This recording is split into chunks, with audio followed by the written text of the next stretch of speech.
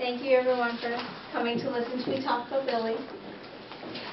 Alright, so this presentation is just going to be over general medical billing, some of the errors and things that we kind of come across and how we can help those and why it's important for us to do that.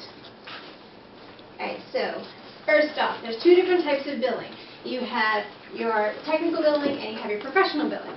Now on the handouts that I've given you, the top two sheets you have are what the doctors use for their billing, and that's the professional billing. The professional billing is anything that the doctor does, like interpreting labs, interpreting an x-ray, clinic visits, things like that.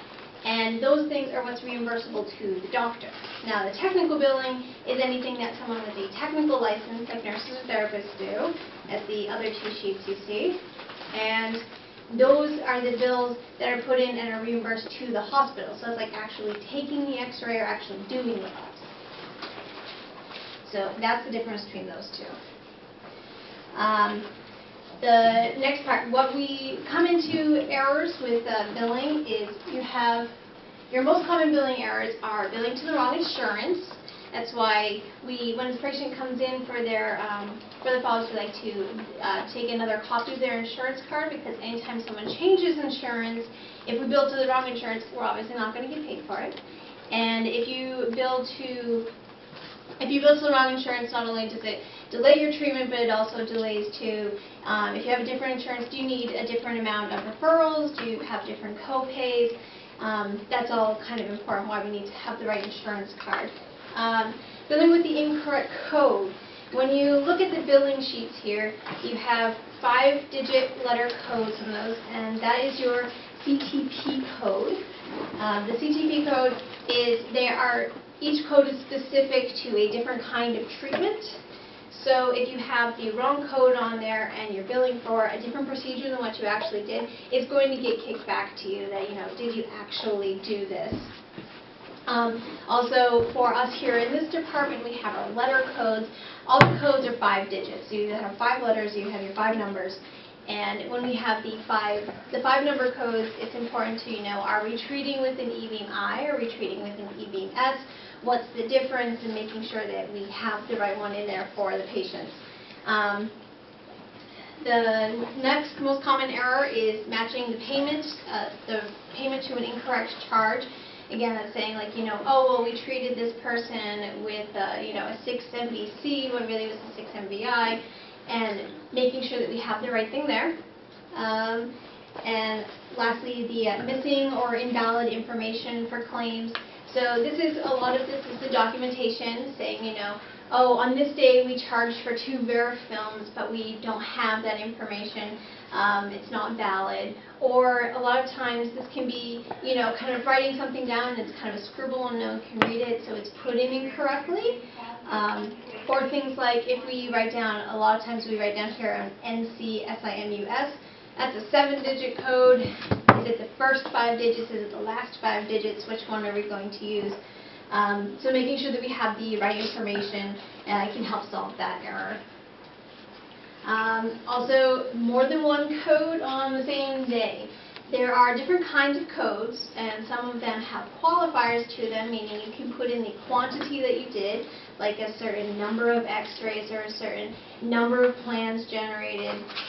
But then other ones, like an actual treatment or a simulation, things like that, that are not a device, you can't do more than one in a day. So if you have, that's why we have on these forms, your last form on here, we have the dosimetry fill out part of it and the therapist fill out part of it, because if the therapist don't see anything on there, and then we put in that, oh yeah, we did a simus on this day, but dosimetry planned for something at the same time, we can't have those 2 codes on there at once.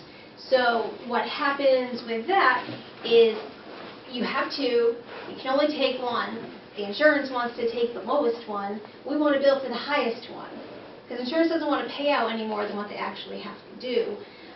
So they'll kick back an incorrect thing. It kind of hurts us there. So billing is separated into the devices. your treatment devices or your medical equipment, different things that are used. Those are things that have the quantifiers, so we can do more than one. Your procedures are your daily treatments, your simulations, things like that. You can't have more than one of those. They don't have a quantifier with them. You have your tests, like your laboratory testing. It includes like any cultures that the nurses do, the blood tests that Deb does, things like that. And then you have your physician charges, which are, again, the professional as opposed to the technical. And they have both the office charges and their management charges. Their office charges are when they see the patient first time for a consult, when they have them in for a follow-up, things like that. The management charges are for while the patient is actually under treatment. It's all the things that they do during that time, like the weekly visits and the checking of the IVs and all of those things. So who does the billing? The billing is entered by the person who does the procedure. So if one of the therapists does an x-ray, we're not going to tell the nurse to bill for the x-ray. We're going to write it down that we did it. And that's really important because if you have more than one person thinking they're going to bill for something that they didn't necessarily do, then you can come up with those duplicate codes and things get kicked back to you, and it takes longer for the billing to be reimbursed. The billing is then entered into the system by an authorized employee. The secretaries are all trained specifically on how to deal with this system. That's why they're the only ones that are allowed in to do the billing, because otherwise it could get really messed up because it takes a lot of training to be able to correctly use it. And then the billing can be checked. The hospital has a system that filters it through. So once we've submitted the billing, it goes into the hospital, they filter it to make sure there's no mistakes. And if there's no mistakes, then it gets sent off to be reimbursed by the insurance. So the filtering is done by medical coders. It's a specific hospital department that takes even more specialized training. And they go through their filtration system, and what happens is if they get a code that gets kicked back to them, that it comes up saying, oh, we can't do both of these two, then it gets sent back to Sherry, and Sherry will get the error report, and then she has to go through and she has to reconcile each thing to make sure it's all correct. Now, ultimately, the responsibility for billing is with everyone who puts it in. We have to make sure that we're billing for what we actually did, and that we're billing for the correct code, and that we're billing for the highest code that we can to get the highest reimbursement. When Sherry goes through and she gets those codes that come back, it takes her that time for, so we say we've sent it out on one day, it takes the filtration, it comes through there, it takes about a week, then it comes back to Sherry. Sherry has to go through and check that everything is correct. And then it takes more and more time to get the bill sent out there so we can actually get reimbursed by the insurance. So it takes longer for us to get paid.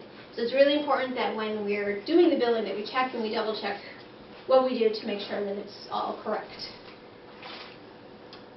So problems with payment come up with the late billing or the billing errors. Like I said, when they come back, it just takes longer for us to send them out correctly to get reimbursed.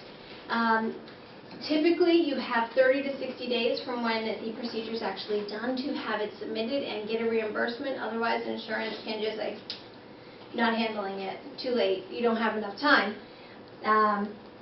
The duplicate codes, like I said, will lead to drop codes because insurance is going to say, all right, well, we've done two. I'm not doing it because there's something wrong with it. And again, rejection just means we have less time to bill for things.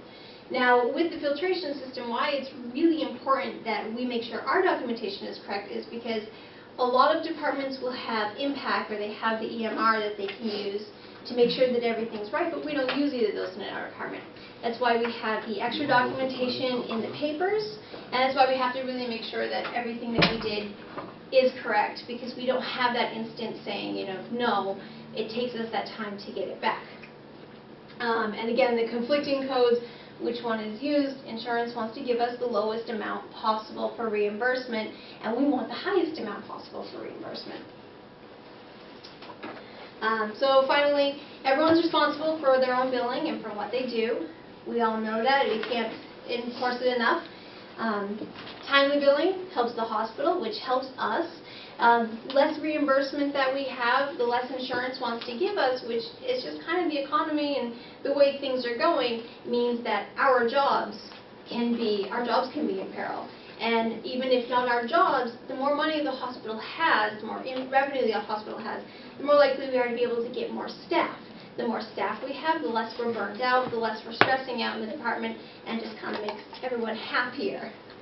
And also, because of reimbursement rates being so low, it's actually right now, oncologists are getting paid less than what they were getting paid in 2002. The amount of money that everyone is getting reimbursed back to them in professional practice is going down because insurance has less, everyone just kind of has less. And finally, it's easier just to do it right the first time, because when people are coming around and you're getting asked about something you did 3 weeks ago, the likelihood of remembering what you did is getting smaller and smaller. So that's why it's really important that we document it and that we get it done correctly. Okay, thanks guys. Thank you.